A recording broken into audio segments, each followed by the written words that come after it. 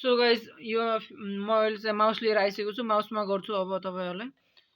अलि त्यहाँमा अप्ठ्यारो भइरहेको थियो, त्यो भएर अहिले माउसमा चाहिँ म तपाईहरुलाई देखाउँछु हैन। अब माउसमा देखाउँछु तपाईहरुलाई म। हेर्न सक्नुहुन्छ माउस यहाँ चाहिँ माउस हाल्दैछु म। माउसको यता हेर्नुस् न, अहिले लाइट बल्छ यसमा।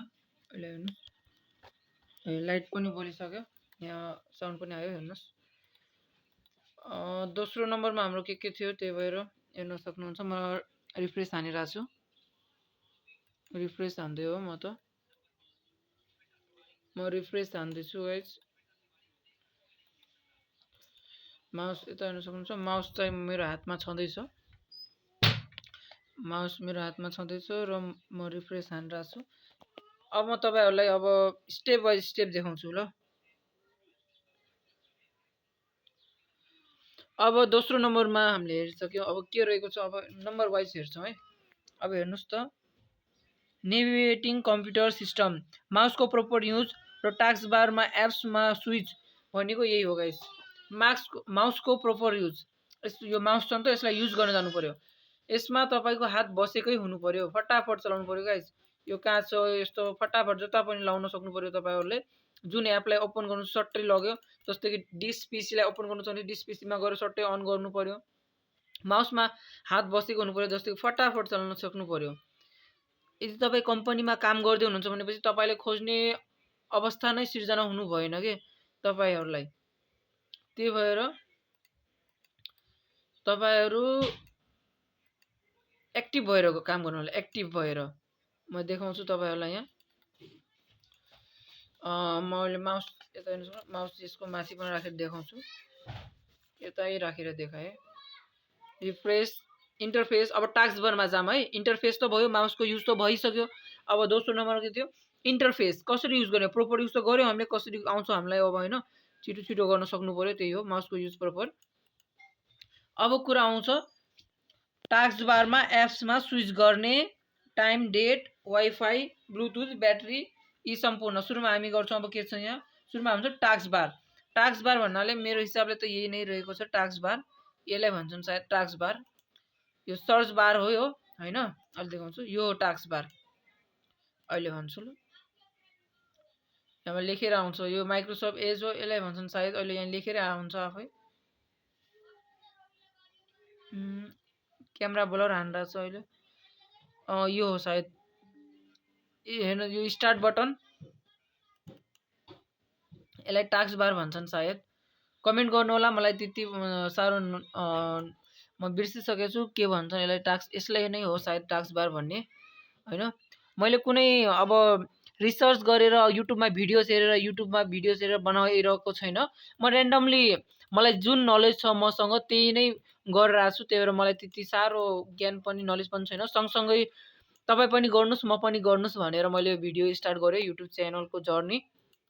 त्यही भएर अफिसमा काम गर्नको लागि त्यति सामान्य खालको जानकारी हो अनि यो त्यो, त्यही भएर त्यति त तपाईहरुले जान्नुपर्ने हुन्छ। टास्क बार भइसक्यो। अब आयो टाइम। टाइम म्यानेज गर्न त जान्नु पर्यो ल। टाइम कसरी सेट गर्ने, यहाँ हेर्न सक्नुहुन्छ। म अहिले कसरी टाइम कसरी सेट गरेर देखाउँछु तपाईहरुलाई। अहिले टाइम सेट गरेर देखाउँछु। यहाँ छ है टाइम। टाइमको माउसको कर्सर हेर्नु, म कहाँ लग्दैछु, माउसको कर्सर मैले यता लगे। यहाँ टाइम त यता देखाछ, यता हेर्नुस्, टाइमको कर्सर यता छ भनेपछि यो यही त हो नि टाइम। डबल क्लिक गरे मैले, क्लकमा गए, यहाँबाट हुने रहेछ कि नै, यहाँ एउटा यस्तो देखाउन छ गाइस।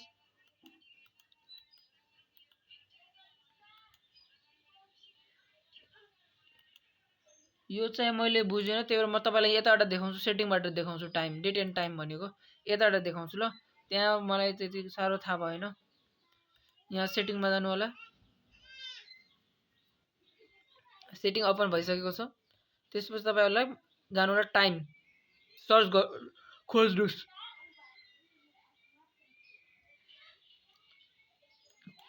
पर्सनलाइजेसनमा पनि रहेन छ, यहाँ छ कि कतै, यतै होला मेरो हिसाबले त। एडभान्स सेटिङमा पनि छैन, यता हुन्छ है, यता कतै होला। यता एप्स भयो। अब सर्च गर्छु, मैले भेटेन, म सर्च गर्छु ल, तपाईँहरू हेर्नु होला। यता हेर्नु सक्नुहुन्छ, टाइम म सर्च गर्छु, TIME टाइम। यता हेर्नु सक्नु टाइम, डेट एन्ड टाइम आइसकेको छ माथि, टाइम सर्च डेट टाइम सेटिङमा गयो। अहिले कति बजे छ भन्दाखेरि 2:05 भएको छ। टाइम ठ्याक्क छ, त्यही पनि म तपाईँलाई देखाउँछु कसरी सेट गर्नुहुन्छ। मैले अहिलेसम्म गरेको छैन गाइस, त्यही लाइभ हो, लाइभ कुनै पनि एडिटिङ छैन यसमा। मलाई जे आउँछ र भिडियो हो यो set set time John automatically भनेको छ, यो आफै सेट हुन्छ जोन अनुसार, काठमाडौँको टाइम अनुसार होइन। सेट टाइम अटोमेटिकल्ली भनेको चाहिँ यहाँ पनि चेन्ज भन्ने अप्सन दिया रहेछ। यताबाट चेन्ज गर्न सक्नुहुन्छ गाइस, यता हेर्न सक्नुहुन्छ, यहाँ चेन्जको अप्सन दिया रहेछ होइन। त्यो यहाँ एउटा हामी 1 मिनट चाहिँ बढाइदिन्छौँ ल। यो कसरी बढाउने भने चाहिँ यता हेर्न सक्नुहुन्छ, यहाँ एरो दिया रहेछ। यही अनुसार यदि समय भनेपछि यहाँ क्लिक गरेर अनि माउसको यो जुन एरो छ त यसलाई रोटेट गरेर है। त्यसपछि हामी 2:07 भएको छ, 8 बनाइदिन्छौँ हामी।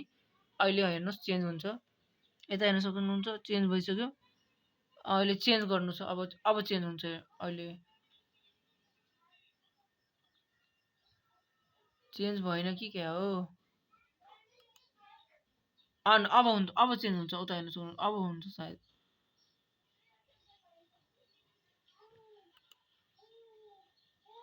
चेन्जै भएन, के हो भयो भने यता हेर्न सक्नुहोस् चेन्ज अहिले त भएको छैन, त्यो पनि म सेट गरेरै देखाउँछु तपाईँहरूलाई। चेन्ज हान्छु अहिले, हेर्नुहोस् अब तपाईँलाई चेन्ज गरेरै देखाउँछु। 12 मिनट गरिदिएँ मैले, ठिक छ। यहाँ टिक लाउनु पर्ने रहेछ, त्यसपछि चेन्ज।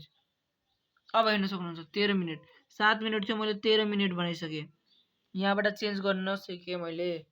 तपाईँहरूले पनि सिक्नुभयो होला, मलाई आशा छ तपाईँहरूले पनि सँगसँगै गर्नुभयो होला। त्यही भएर अब हामी कहाँ पुग्यौँ?